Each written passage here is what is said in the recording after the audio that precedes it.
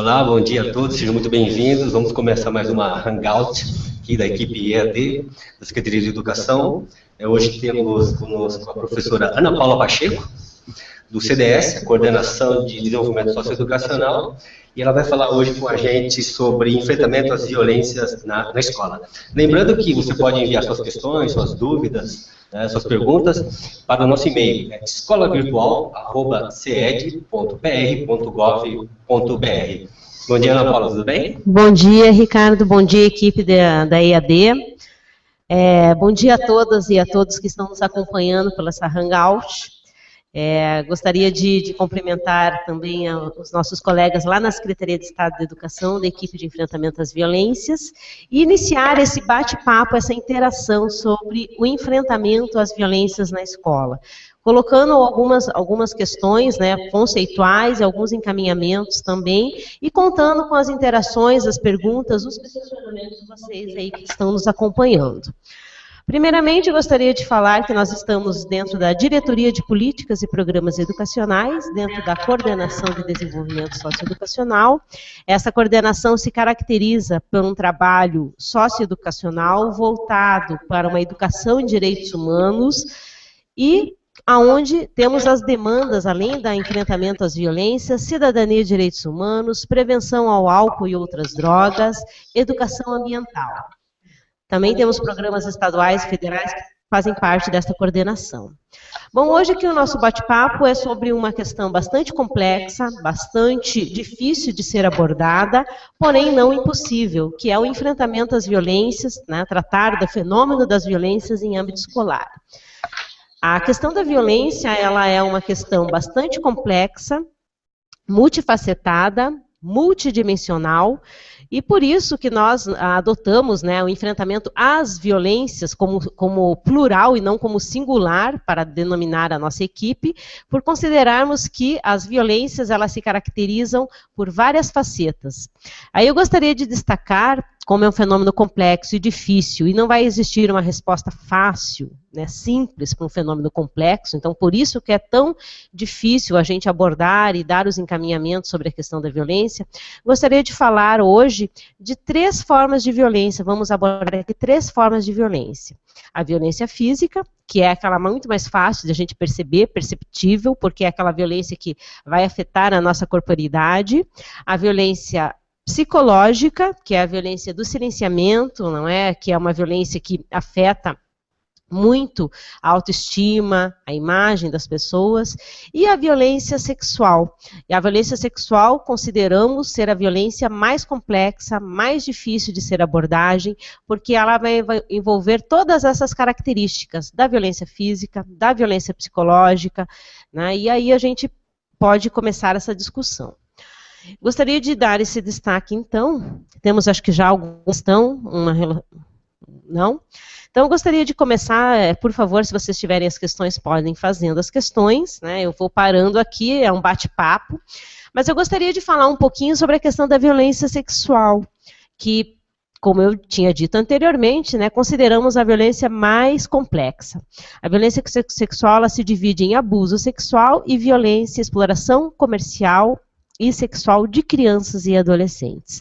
Dentro do abuso sexual, nós vamos também ter outras 2 divisões, que seria o abuso sexual intrafamiliar, que ocorre em âmbito familiar, dentro da família, por parte de parentes muito próximos dessa criança ou desse adolescente, e o intrafamiliar, e o extrafamiliar, que são fora da família, por outros conhecidos e tudo mais.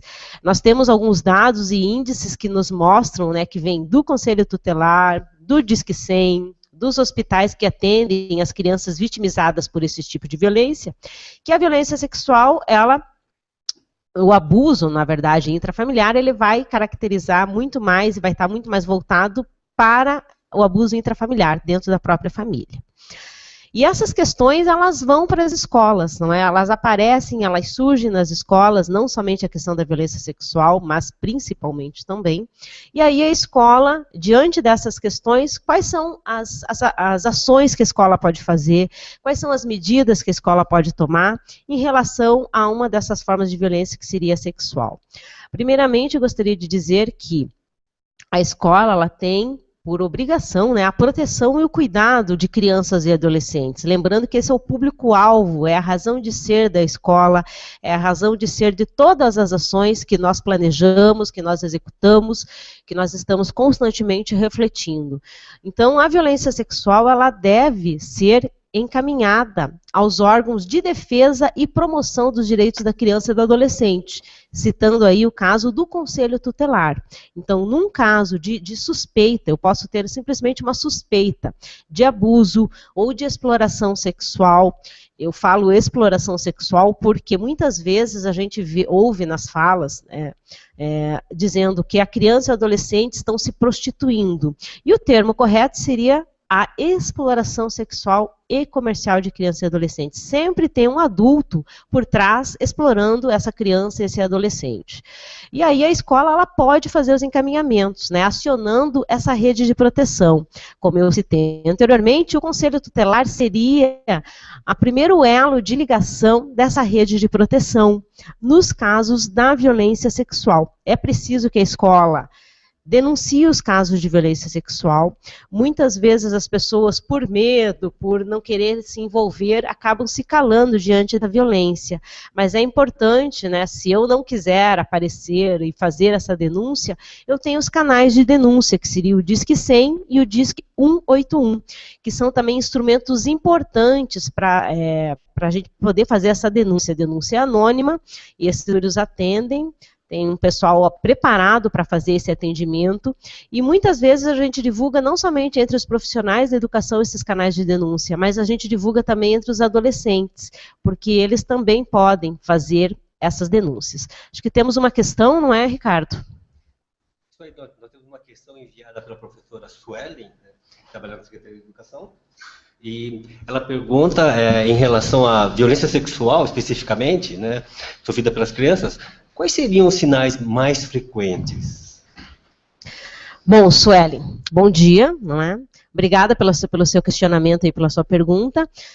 Dentro da violência sexual, a gente tem que ter muito cuidado para observar, né, o comportamento daquela criança. De repente, como é uma das violências mais complexas de ser abordada, a gente tem que criança, de repente, é uma criança a criança ou adolescente super ativa, brincalhona, conversa. E de um dado momento, de repente, ela vai se isolar, ela não vai conversar, ela vai, de repente, apresentar atrasos na hora de entrada e saída do colégio, vai começar a faltas consecutivas, não controlando os esfínteres também, que pode ser um sinal, manchas pelo corpo, de repente se ela vem com uma camisetinha, eu começo a observar manchas pelo corpo, ou eu tenho que ficar em alerta, não é? E muitas vezes a criança e o adolescente, eles vão procurar um professor que seja de sua confiança ou alguém da escola que seja de sua confiança para falar. Por isso a gente tem que estar preparado para a escuta, não é? Escutar essa criança, muitas vezes quando ela diz, ela está dizendo e ela não vai mentir, principalmente porque é uma situação extremamente difícil para ela se abrir e dizer, né, o que ela está passando, o que ela está sentindo. Então a gente tem que ficar atento a esses sinais. E se ela chegar para a gente e dizer, nós temos que tomar aí as providências, que seria encaminhar para essa rede de proteção, que estaria fazendo todos os procedimentos em relação a isso, não é? Com o Conselho Tutelar, o Ministério Público, o CRAS, e veja, como muitas vezes o abuso é dentro da família, a escola tem que tomar muito cuidado. Muitas vezes ela não pode chamar a família e dizer, olha, eu estou detectando essa situação na escola. Então ela vai ter que contar com o apoio dessa rede de proteção e tudo com muito cuidado, com muito sigilo. Ok, Suelen? Não sei se temos mais alguma questão ainda em relação da questão da violência sexual ou outras, né? A gente vai abordar aqui várias questões. Uma questão muito frequente, né, que tem aparecido aqui no nosso e-mail, né, escolavirtual@sede.pr.gov.br, né, é a questão do bullying. Né? Então, para tentar resumir um pouco, como é que se pode identificar se um estudante está sofrendo bullying na escola? Bom, essa questão do bullying, ela está muito presente Não é? Ela ficou muito na mídia, foi colocada de várias maneiras, e a gente também tem que tomar muito cuidado. O bullying também é uma das facetas de violência, né? Caracterizado pela tipologia de violência física ou violência psicológica. E aí, como é que a gente pode identificar quando um adolescente, uma criança está sofrendo bullying? Geralmente é o isolamento, não é? As faltas consecutivas. Essa criança, ela vai querer se isolar, não vai querer vir na escola porque ela está sofrendo esse tipo de vitimização que acontece entre os pares, ou seja, o bullying é um fenômeno predominante do ambiente escolar. Ele vai acontecer somente na escola, entre os adolescentes. Então, se eu verificar que, de repente, eu vou fazer um trabalho em equipe lá na minha sala de aula, o professor vai fazer um trabalho em equipe, e tem um adolescente, uma criança, que está isolado, que nunca convidam, ou que ele recebe apelidos pejorativos constantemente, porque o bullying ele tem que acontecer repetidas vezes, eu tenho que ficar atenta e fazer a intervenção imediata, na hora. E aí a escola ela tem que pensar em todo o seu planejamento, né, dentro dos seus documentos, dentro do PPP, dentro do regimento escolar, da proposta curricular, como que ela vai pensar? Se é frequente, e eu sei que o bullying é frequente nas escolas, não somente do estado do Paraná, mas em âmbito nacional, eu tenho que ter aí medidas preventivas para fazer esse enfrentamento. Temos mais uma questão? Ainda sobre essa questão, né, do bullying na escola, né, também temos recebido aqui algumas intervenções importantes, justamente a respeito disso que você acabou de falar.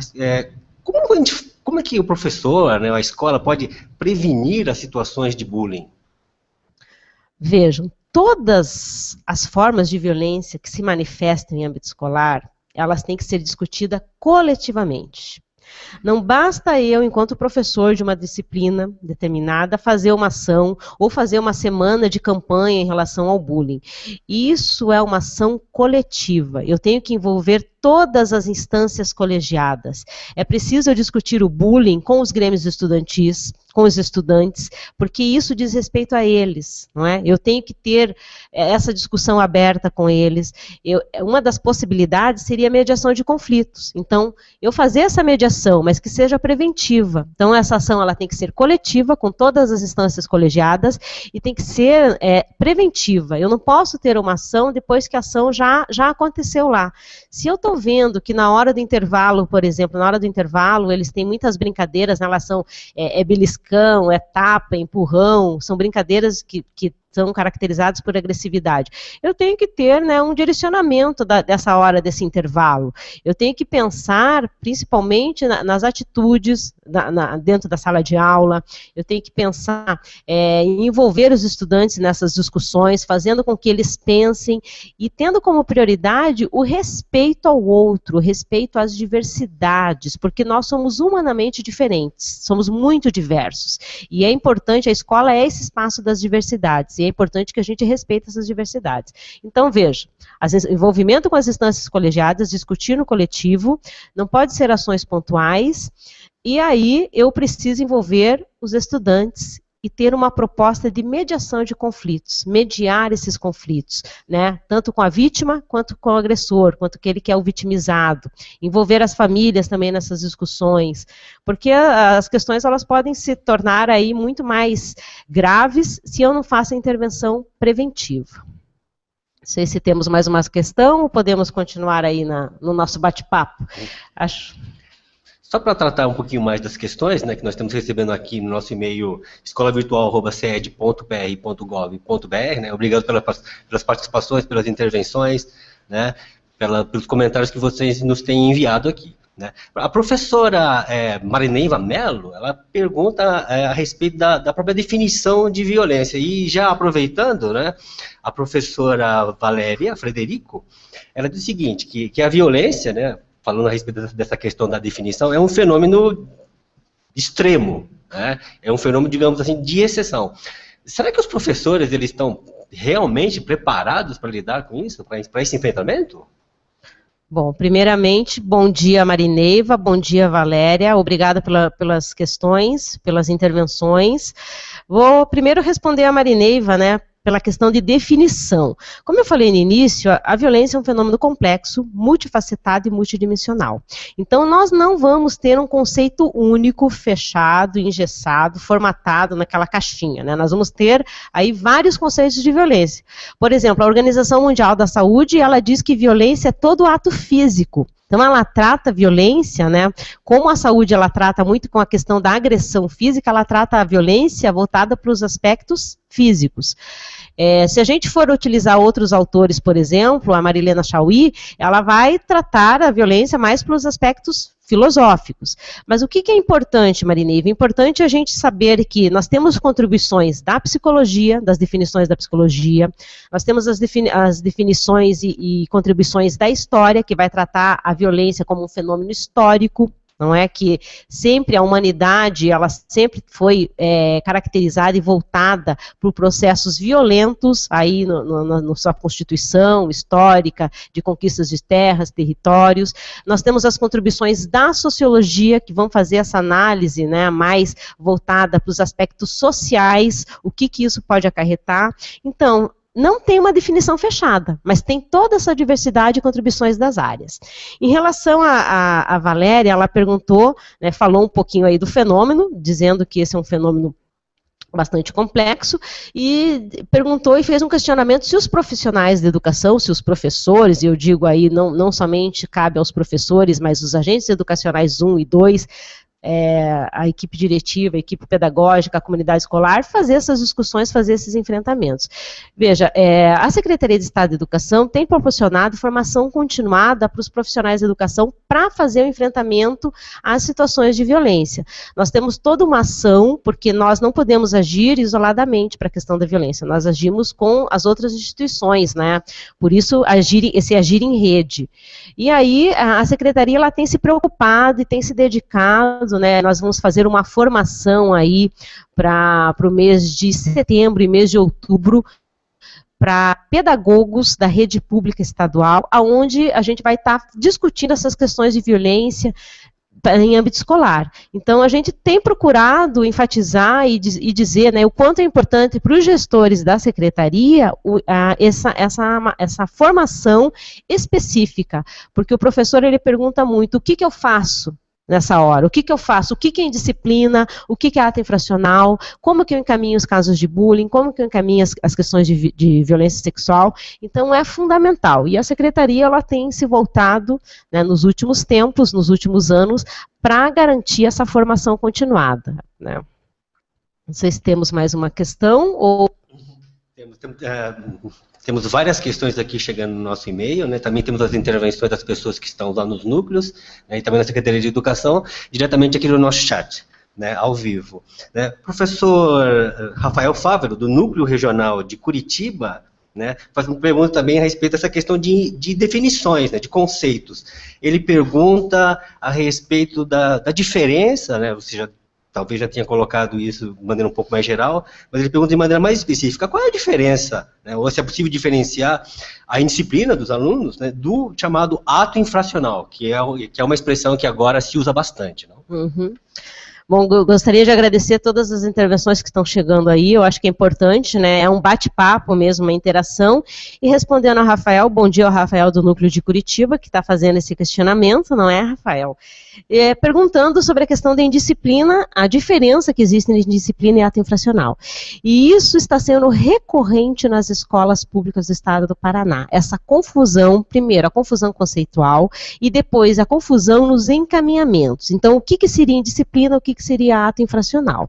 Diante dessa confusão e de todo esse contexto que nós temos nas escolas, não é, que se confunde muito a indisciplina com ato infracional, a Secretaria de Estado de Educação no ano de 2010 fez uma instrução administrativa, a instrução número 013 de 2010, dizendo o que é indisciplina e como devem ser os encaminhamentos e o que é ato infracional. Veja, de maneira bem simples, indisciplina. A indisciplina, ela é tudo aquilo que eu quero, né, me opor, são as regras que são estabelecidas, as normas que são criadas. Geralmente a escola ela tem muitas regras e normas que são construídas e aonde eu quero me opor, não é? E os adolescentes, os jovens, os estudantes, eles têm muito essa característica de se opor, principalmente se eu não vou discutir de maneira coletivo isso com eles, de maneira democrática. Então, a indisciplina seria, né, de trato, e ela deve ser caracterizada e deve ser tratada pedagogicamente. Então, a disciplina, ela é de responsabilidade, ela é atribuição do pedagógico, das escolas. Então, todo ato de indisciplina, por exemplo, eu contestar os critérios avaliativos, eu, por exemplo, o que está acontecendo muito nas escolas é a questão do uniforme, não é? Os adolescentes, eles, às vezes, porque eles não querem ser iguais, eles querem se diferenciar, querem ser diferentes, né? Eles são extremamente diversos, então eles não vão de uniforme.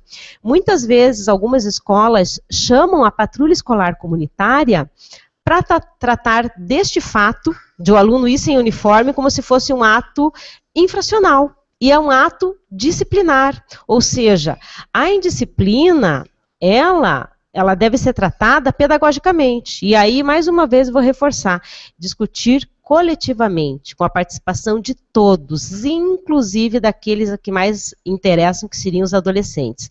O uso do celular também é uma questão de indisciplina que está muito recorrente. Agora, o que é ato infracional? Ato infracional, ele é caracterizado no Estatuto da Criança e do Adolescente como ele é adolescente, é um sujeito em desenvolvimento, a gente não vai dizer que ele cometeu um crime, mas que ele cometeu uma infração. E aí, no Estatuto da Criança e do Adolescente, está posto lá, no artigo 112, tá? O que é ato infracional? Ato infracional são todas aquelas ações que caracterizadas pelo Código Penal como crime, contravenção. Como ele é adolescente, a gente vai dar o trato de infração. Então, por exemplo, eu jogar uma bomba dentro da escola, eu pichar a escola, eu agredir, né, fisicamente um estudante ou um professor, ato infracional. E aí eu aciono essa rede de proteção, ou seja, a escola ela vai até o limite. As questões de ato infracional, elas são de âmbito aí de cuidado da patrulha escolar comunitária, que deverá ser acionada para fazer os encaminhamentos, ou encaminhar, né, o adolescente para a delegacia do adolescente, se tiver no município uma delegacia especializada, para fazer o encaminhamento aí necessário. Não sei se respondi corretamente e de maneira objetiva para você, Rafael, mas seria mais ou menos isso. Olha, professora Ana Paula, temos recebido muitos e-mails aqui, né, e um deles, acho que também coloca uma questão muito importante, porque faz parte, digamos assim, de uma das soluções que os professores lá na escola têm levantado para resolver essa questão do enfrentamento às violências, né. É o e-mail da Aline Gontijo, e ela diz o seguinte, né, acredito que para enfrentarmos a violência, nós precisamos resgatar a família. Geralmente, né, o aluno agressor é agredido em casa, né? Quais seriam essas suas observações a respeito? Bom dia, Aline. Aline é técnica de violência, está chegando agora aí como técnica de violência. Seja bem-vinda, obrigada pelo seu questionamento. Eu vejo que você tocou numa questão importante e que sempre os profissionais, nós estivemos na Semana Pedagógica numa escola, aqui no município de Curitiba, atendendo, e aí os profissionais, nós sempre fazemos um bate-papo, uma conversa, e eles colocam muito a questão da família, né, dessa família. Que a violência em âmbito escolar, ela também se caracteriza por alguns aspectos. Então, nós temos a violência desse adolescente, dessa criança, que vive numa família que também, muitas vezes, está em condição de vulnerabilidade social, que está em risco para as violências, e eu vejo que essa família, ela também precisa ser atendida, ela também precisa desse acompanhamento, dessa rede de proteção, não é?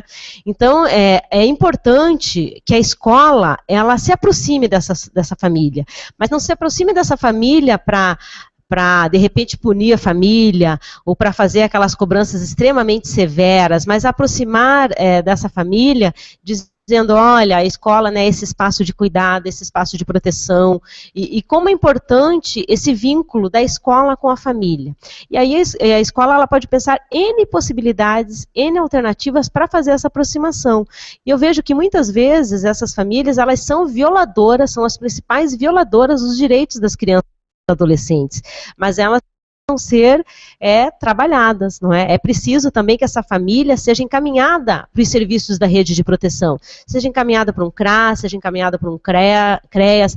Basta, por exemplo, muitas vezes quando a família comete a negligência, o abandono, a violência física, a violência sexual contra a criança e o adolescente, muitas vezes a gente acha que o tratamento só deve se direcionar para a criança e adolescente, mas não, ela deve se direcionar também para essas famílias, elas também precisam desse acompanhamento. Então é um grande desafio para as escolas se aproximar dessa família, mas não de maneira a puni-las, não de maneira preconceituosa, porque hoje nós temos família, né, nós vivemos uma sociedade contemporânea e a família é uma família extremamente moderna, né? Nós temos vários arranjos familiares, nós não temos mais aquela família nuclear onde tem a mãe, o pai, o filho, nós temos as famílias homoafetivas, nós temos as famílias extensas, nós temos, né? Então para ser família não basta somente ter o vínculo consanguíneo, mas o vínculo de afetividade, né? Então acho que é um grande desafio a gente discutir essa questão de família com mais profundidade. Ok, Aline? Ana Paula, também temos recebido muitos questionamentos, né, a respeito daquilo que você falou sobre a questão das instâncias colegiadas, né, muitas questões nesse sentido. Será que você poderia falar um pouquinho mais a respeito disso, por favor? Ok. Pessoal, as instâncias... Como eu falo para vocês, o princípio máximo assim, do nosso trabalho é a ação em rede de proteção. Essa rede de proteção, antes da gente acionar essa rede externa, que seriam as outras instituições governamentais e não governamentais, é necessário que a gente acione a rede interna, ou seja, dentro da Secretaria de Estado da Educação, né, que nós estejamos em conversa com os outros departamentos e diretorias, e lá nós temos uma conversa muito estreita, muito de perto, com a coordenação de gestão escolar, que é responsável pelas instâncias colegiadas. E eu vejo que a escola também precisa fazer isso, precisa ter como princípio máximo de sua atuação a gestão democrática, não é? Que essa gestão seja participativa, que a gente acione o conselho escolar tem atribuições muito bem definidas e muito sérias, principalmente em relação ao enfrentamento às violências, que esse conselho escolar converse com toda a comunidade escolar, com a PMF, com o Grêmio Estudantil. Eu vejo que o Grêmio Estudantil, ele é fundamental para que a gente possa fazer esse trabalho de prevenção e de enfrentamento às violências. Ano passado nós tivemos uma formação direcionada para os Grêmios Estudantis de Curitiba, onde foi muito válido, onde esses adolescentes eles vieram falar sobre as violências, que eles sofrem, como que eles sentem as violências. Então, é fundamental fazer essa articulação com as instâncias. Não há como estarmos sozinhos diante de uma situação extremamente complexa. Precisamos construir isso de maneira coletiva, juntos. Temos mais uma questão enviada pela professora Suzy Guedes, do Núcleo Regional da Área Metropolitana Sul. Muito obrigado, Suzy, pela questão, né? Ela enviou essa questão no nosso e-mail, né? escolavirtual@ced.pr.gov.br, né? E ela diz o seguinte, né? Falando das N alternativas para a promoção da cultura da paz, né? O que ajuda a tratar das situações de violência, né? Essa questão, né? O que ajuda a tratar das situações de violência, né? Ela está se lembrando, por exemplo, de um projeto chamado Projeto Acolhimento, desenvolvido por uma escola estadual do núcleo de Toledo, e que parece que tem dado muitos bons resultados, né? Além desse projeto, quais seriam os outros tipos de projeto ou exemplos semelhantes, né, que a Secretaria de Educação tem se espelhado para poder tratar dessa questão do enfrentamento às violências na escola? Obrigada, Suzy, pela sua questão da área metropolitana sul, muito pertinente, não é? Acho muito interessante e veja, a Secretaria de Estado de Educação, ela tem atuado, a equipe de enfrentamento às violências, ela tem atuado no enfrentamento às violências como uma política pública. Então, o nosso objetivo é que essas discussões, elas se tornem uma política pública dentro dos planejamentos, dentro dos orçamentos, né, do PPA, do LOA, a gente possa contemplar isso como uma política pública efetiva para fazer esse enfrentamento, porque a gente fazendo esse enfrentamento das violências, a gente vai poder melhorar muitas coisas dentro do ambiente escolar. E aí nós temos aí vários programas e projetos, geralmente a secretaria é muito procurada para fazer esses programas, né? Tem o projeto Não Violência, tem da RPC também, o Sou da Paz, o Instituto Sou da Paz, que é da Rede Globo, tem vários programas e projetos. Mas veja, eu acho que o objetivo principal é que a gente torne isso uma política pública efetiva, porque geralmente os programas ou os projetos, eles vão ser ações pontuais, e nós temos que pensar num âmbito maior, nós temos que pensar num âmbito de formação continuada para os profissionais de educação, de produção de material, né, do fortalecimento e da articulação dessa rede de proteção, que esses outros órgãos que façam parte dessa rede, que eles se comprometam, que eles realmente estejam junto com a Secretaria de Estado da Educação, não veja a importância do Ministério Público, do Conselho Tutelar, de outras secretarias de Estado, e a gente acha bacana as iniciativas dos programas e dos projetos. E nós temos dentro da própria Secretaria algumas ações, alguns programas que são fundamentais. Mais Educação, por exemplo, o Escola Aberta, que são todos programas que tendem que são programas do governo federal e dos quais a Secretaria de Estado da Educação executa em conjunto, que são programas fundamentais para garantir o acesso e permanência, maior tempo de escolarização dessas crianças e adolescentes. A Escola Aberta, por exemplo, tem uma ação que é específica para as escolas que estão em territórios de vulnerabilidades sociais, de risco para as violências. Os programas federais, eles vêm trazer essa característica, vêm trazer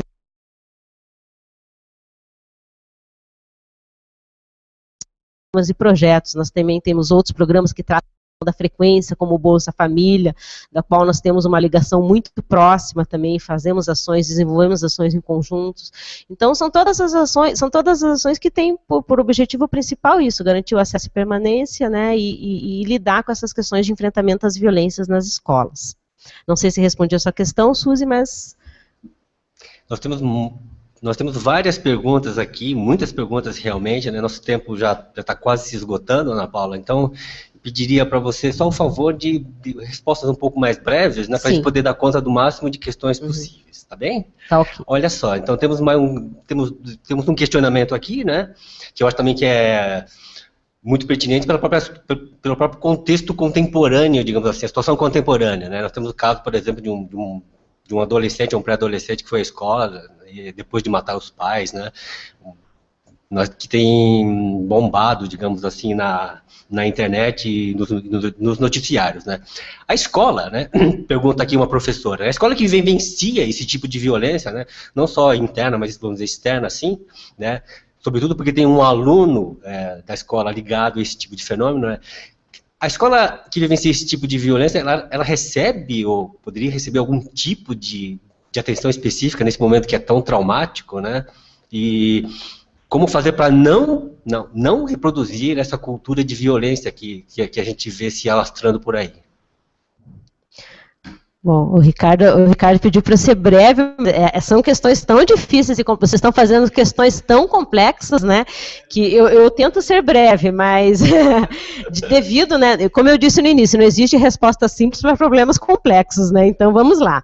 É que vocês vão colocando assim, e eu, como a minha formação é na área da sociologia, eu quero, né, procurar cada vez mais poder, né, deixar essa resposta completa para vocês.